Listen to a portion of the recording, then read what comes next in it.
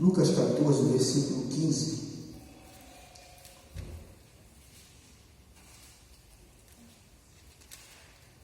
Lucas 14, versículo 15, diz assim a palavra do Senhor: ouvindo isto, um dos que estavam com ele à mesa disse-lhe: bem-aventurado o que comer pão no reino de Deus. Porém, ele lhe disse: um certo homem fez uma grande ceia e convidou a muitos, e à hora da ceia mandou o seu servo dizer aos convidados: vinde, que já tudo está preparado. E todos a uma começaram a escusar-se. Disse-lhe o primeiro: comprei um campo e importa ir vê-lo. Rogo-te que me haja por escusado. E outro disse: comprei 5 juntas de bois e vou experimentá-los. Rogo-te que me hajas por escusado. E outro disse: casei e, portanto, não posso ir. Então, voltando-se, aquele servo anunciou estas coisas a seu senhor. E aquele pai de família, indignado, disse ao seu servo: sai depressa pelas ruas e bairros da cidade, traze aqui os pobres, aleijados, mancos e cegos. Disse o servo: Senhor, feito como está como mandaste, porém ainda há lugar. E disse o Senhor ao seu servo: sai pelos caminhos e valados e força-os a entrar, para que a minha casa se encha. Porque eu vos digo que nenhum daqueles homens que foram convidados provará a minha ceia. Somente aqui os irmãos podem tomar assento glorificando o Senhor. Amém? A Bíblia diz, irmãos, que o Senhor, Ele destinou os seus servos a convidar a muitos a estarem na tua casa. A Bíblia diz que neste pequeno diálogo mostra-se que com muita excelência que há uma comunhão envolvida aqui.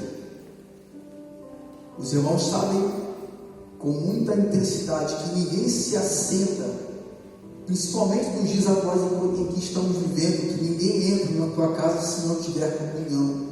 Ninguém entra na tua casa se não tiver intimidade. Ninguém se assenta com você se não tiver afinidade.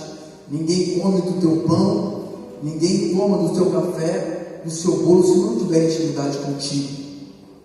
E você vai ler aqui no Velho Testamento, no capítulo 18 do Reis, a Bíblia vai dizer que Elias, quando ele é chamado, um dos moradores de Tisbe, ou Tisbita, a Bíblia vai dizer que Elias, quando ele vai se levantar para pregar, para profetizar contra Acabe e Jezabel, a Bíblia vai dizer que haviam à mesa de Jezabel 450 profetas que comem à mesa de Jezabel.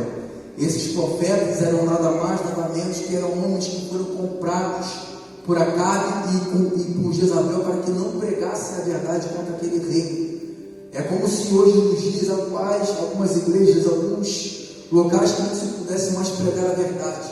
É como se alguém falasse assim: prega o que eu te mando, prega o que eu quero, fala o que eu te mando, toma aqui, me dá, faz o que eu estou te mandando. Não prega a verdade, prega a prosperidade, prega a bênção, não prega contra o altar, não prega contra a ideologia, não prega contra os princípios imorais que estão sendo pregados nos dias atuais.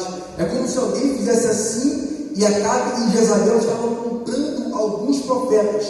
Eles diziam: come da minha mesa, come do meu pão, e não se levante contra o meu rei, e faça o que eu te mando. Mas a Bíblia vai dizer que ainda há homens com coragem. E a Bíblia diz que naquele tempo Josafá era um dos reis que havia em Israel. E Josafá, ele vai, toda vez que Josafá ele vai para a guerra, ele não vai para a guerra se orar. Aí a Bíblia diz que quando ele vai fazer união com Acabe, a Bíblia diz que Josafá ele entra naquela casa e todos falam a mesma coisa. Ele vai dizer: vai, ide para a guerra, pelejai, porque vós voltareis e vencereis.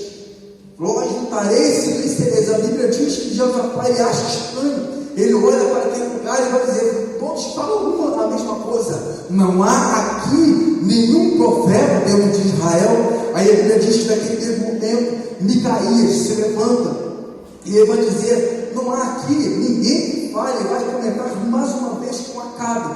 Não há aqui nenhum profeta de Israel que vai falar a palavra do Senhor. Aí a Bíblia vai dizer que Acabe naquele mesmo momento se levanta e diz: assim, ainda há um, mas este não gosta de mim. Esse sempre fala ao contrário. A Bíblia diz que Josafá, naquele mesmo momento, ele fala: manda chamar. A Bíblia diz que quando Josafá ele manda chamar, e chega assim Micaías naquele mesmo momento para profetizar, porque ele era um homem de Deus e não tinha medo. Irmão, não tenha medo de falar a verdade, porque a Bíblia diz que quando for, ele vai nos chamar para fazer alguma coisa, ele vai dizer: pode não pensar naquele mesmo momento que há de dizer, porque o Espírito Santo falará naquele momento através de vós.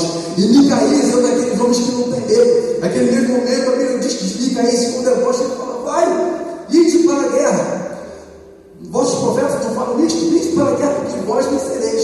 Mas Micaías, ele é um homem reto, vai dizer: vejo Israel dispersa, como ovelhas que não tem pastor. Aí ele vai dizer naquele mesmo momento, ele olha para Josafá: não te disse? A Bíblia vai dizer que olha, vejo Israel dispersa, como ovelhas que não tem pastor. Naquele mesmo momento, Micaías, Acabe fala assim: pegue a Micaías, prenda-o no cárcere, com ele com pão de amargura e água de fel.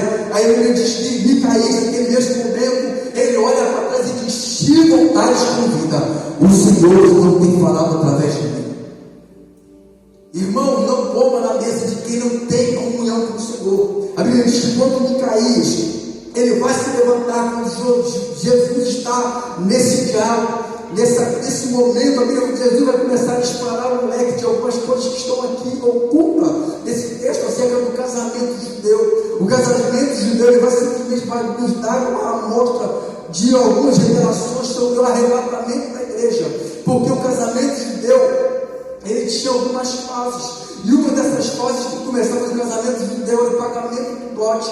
Os noivos eram escolhidos um para o outro, e quando chegava-se perto do casamento, o noivo pagava o dote, e quando chegava-se naquele momento antes do dote, o noivo ele anunciava o seu casamento, ele fazia um convite para aquela festa matrimonial que haveria de acontecer após um ano daquele convite. E a Bíblia vai dizer que muitos desse momento já perderam o desejo, já perderam o gosto pelo convite, mas a Bíblia diz que há um que ainda se alegra, ele vai dizer: alegrei-me quando me disseram, vamos à casa do Senhor. A Bíblia vai dizer que o salmista, ele não sente gozo porque o tanque está cheio, ele não sente gozo porque a carteira está cheia, ele não sente gozo porque tem casa própria, ele não sente gozo porque o salário está chegando. Ele vai dizer: alegrei-me quando me disseram, vamos à casa do Senhor. A Bíblia diz que a alegria vai entrar pelas portas do Senhor,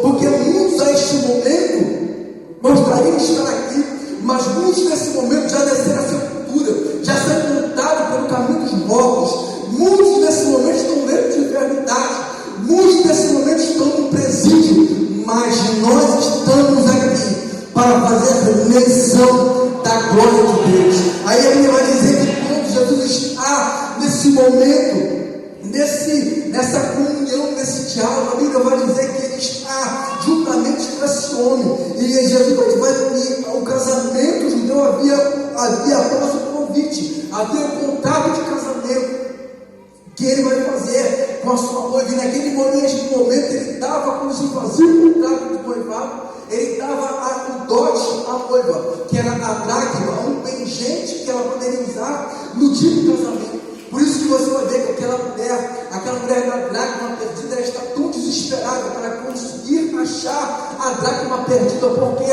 Porque ela enfeite de cabeça no dia do casamento, porque crente se conhece de longe, crente se conhece pelo andar, pelo falar e pelo vestir. A noiva, Maria Madalena, era uma das supostas noivas que eram deixadas para trás porque perdeu a dracma, perdeu a essência. Crente, ele é chamado, ele tem uma diferença no mundo. O sacerdote, aquilo que envolvia o sacerdote não era só a mitra do corpo, não era o época sacerdotal, não era só a capa, mas aquilo que envolvia o sacerdote, que chamava a atenção, é que quando o sacerdote chegava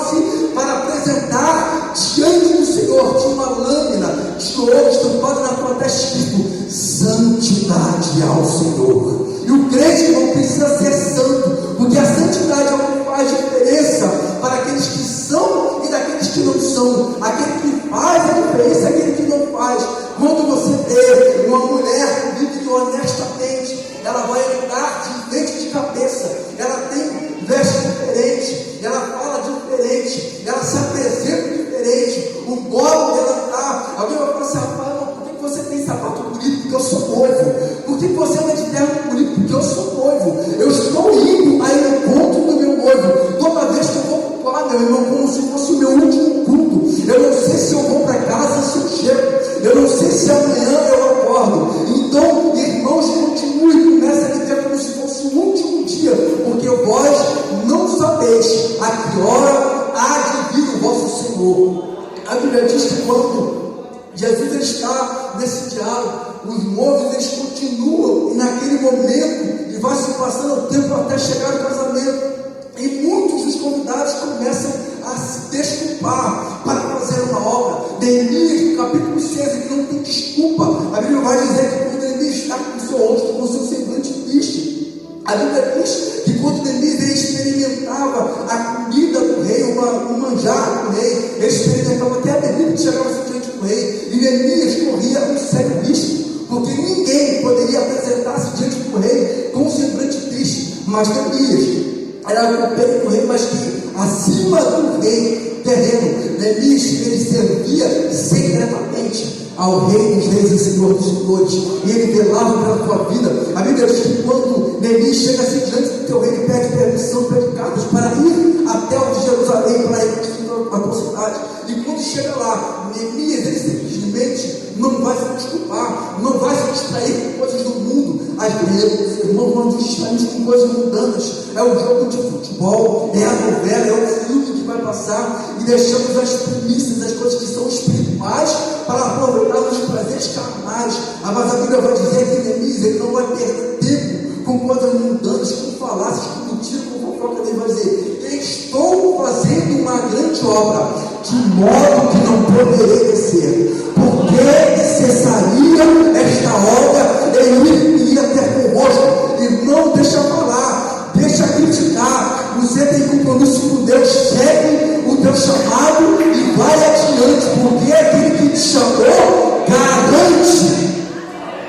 A Bíblia diz que quando Isaías ele vai ter a manifestação do poder do Messias, vai dizer: um filho nos nasceu, um filho nos deu, e seu nome será chamado maravilhoso, conselheiro, Pai da eternidade, Deus forte e príncipe da paz. E o principado está sobre os seus ombros. Quando o noivo chegava diante da noiva, no dia do casamento, o pai da noiva recolhia o lenço que estava com o véu da sua noiva, colocava-se diante do ombro do seu noivo e dizia: a partir de agora a responsabilidade é sua.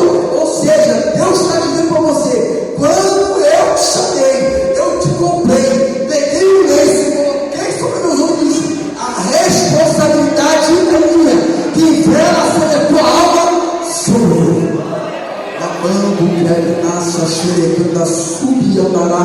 Irmão, não tem desculpa para não fazer algo de Deus. Não tem desculpa para falar: eu não canto porque eu tenho vergonha, eu não prego porque eu sou tímido, eu gaguejo. Mas eu falo assim, eu tenho meu jeito, porque minha irmã e meus irmãos, Deus chamou para cada um a sua maneira. Se é rápido, se é devagar, não importa. Faça aquilo que o Senhor te chamou para fazer.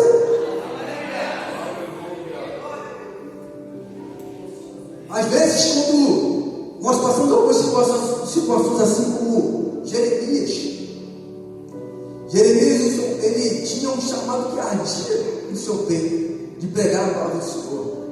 Mas Jeremias, você sabe, Jeremias foi esbofeteado, foi amarrado, jogado na cisterna, e Jeremias chega um dia que ele vai falar: desanimei, não quero mais. Só que no capítulo 20, ele fala assim: Senhor, cerrarei os meus lábios e não mais mencionarei o teu nome. Só que tem aquele fogo, aquele Espírito Santo que te impulsiona a fazer a obra de Deus. A Bíblia diz que Jeremias ele vai falar assim: Senhor, isso é como um fogo entre os meus ossos, e não posso mais parar de mencionar o teu nome. Só que o casamento havia um rituais de purificação. Um deles chamado mikveh. O crente, irmãos, ele precisa ser separado. Não há mesmo mundo, nem o que no mundo há. Porque o que há no mundo são as concupiscências da carne, dos olhos e a concupiscência da carne. Aí Tiago vem dizendo: irmãos, não sejais amigos do mundo, porque aquele que se faz amigo do mundo faz-se inimigo de Deus. E quando o casamento ele chega ao ponto que esses homens que foram chamados, eles começam a se desculpar para não estar no casamento, na cerimônia matrimonial, naquele casamento há uma grande simbologia. Quando o noivo chega, porque o noivo ele chama a sua comitiva, os seus amigos, e no dia do casamento, o casamento não tinha hora. Por isso que das 10 virgens, 5 loucas, 5 prudentes pré-decoradas, as 5 prudentes têm azeite reservado, unção reservada. As 5 loucas não têm azeite na sua botija. E o noivo vai chegar à meia-noite, porque ele saiu da sua comitiva cedo, mas ele vai chegar a hora, ninguém sabe que ele vai chegar no local do matrimônio. E agora, quando ele chega assim, quando o noivo chega para pegar a noiva com a sua comitiva, ela tem que estar de veste branca, de lenço no rosto e de enfeite de cabeça preparado. Vós não sabeis. Aí Jesus vem dizendo: vigiai, porque vós não sabeis a que hora há de vir o vosso Senhor. O casamento de Deus vai significar isso. E quando ele chega com a noiva tem que estar preparada. E quando ele chega, ele pega a noiva e vai dizer: Baruch Rabá Shema Adonai. Baruch Rabá Shema Adonai. Bendita a que vem em nome do Senhor. E quando ele chega no casamento, e quando ele chega no local do casamento, o rabino de veste da chupá, a rumpá, que era uma tenda nupcial, os noivos vão se assentar ali de baixo. E o noivo ele vai chegar, a noiva vai dizer para o noivo: Baruch Rabá Shema Adonai. Baruch Rabá Shema Adonai. Bendito o que vem em nome do Senhor. Baruch Rabá Atá Adonai. Bendita a que vem em nome do Senhor. E quando ele chega naquele momento nupcial, aqueles que não estão prontos para o casamento, eles ficam para trás. E as 10 virgens vão dizer: somos nós. Quando elas batem na porta, já chegou a meia-noite, a porta já se fechou, não tem mais como entrar. E o noivo vai dizer: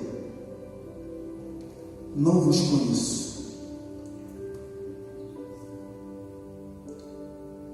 Eu não vos conheço. Como será, irmãos, terrível aquele dia, a qual o Senhor vai chamar muitas pessoas. Aí a Bíblia já nos dá um sinal de uma porcentagem que entrará e uma porcentagem que será deixada para trás. Estando 2 no moinho, um será deixado e outro será levado. Estando 2 no campo, um será levado e outro será deixado.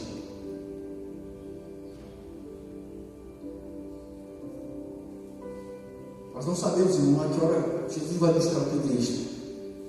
Nós não sabemos quando se dará esse evento. Há um mês, hoje dia 25, há um mês e 17 dias, Jesus voltou com meu pai.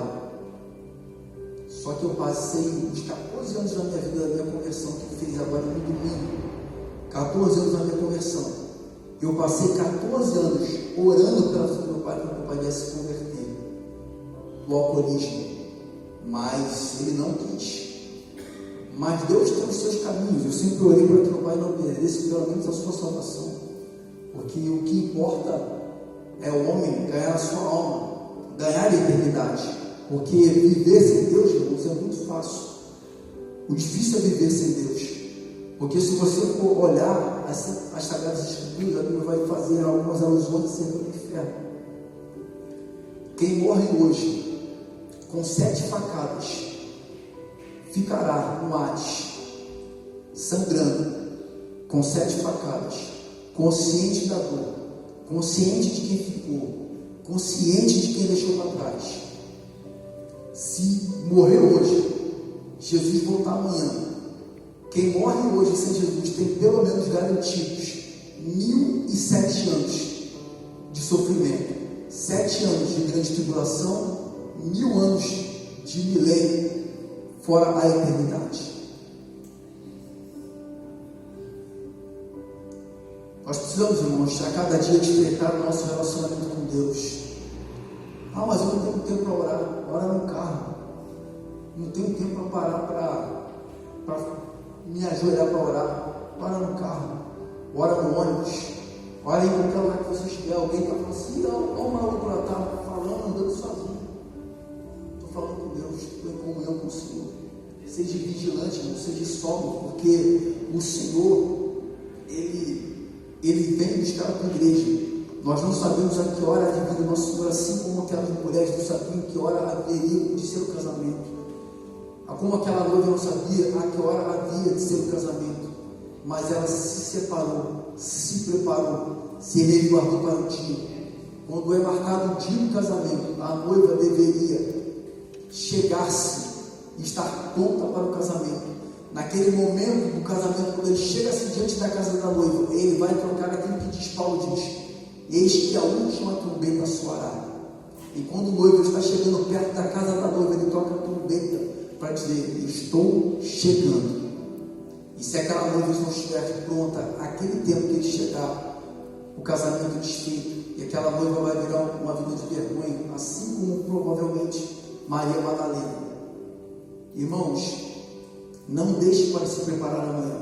Ah, mas alguns dizem: amanhã eu volto para Jesus, amanhã eu paro de fazer isso, amanhã eu paro de fazer aquilo, amanhã eu vou para a escola dominical, amanhã eu leio Bíblia, amanhã eu me acerto. Esses dias eu estava meditando, eu sempre falo isso algumas vezes quando eu vou falar para algumas pessoas acerca de conserto. Eu estava usando um exemplo da minha filha e do primo dela, e eu achei muito lindo e interessante. A Mirella tem 10 anos e ele tem 9. Ele falou assim: Mirella, a gente tem que parar de brigar, porque você é muito mandona. Aí ela falou assim: Heitor, eu te amo muito. Mirella, eu estava pensando, a gente tem que se acertar, a gente tem que se consertar, porque isso não está certo não. Eu falo assim: Jesus, uma criança de 10 anos, uma criança de 9 anos dizendo que tem que se acertar, não.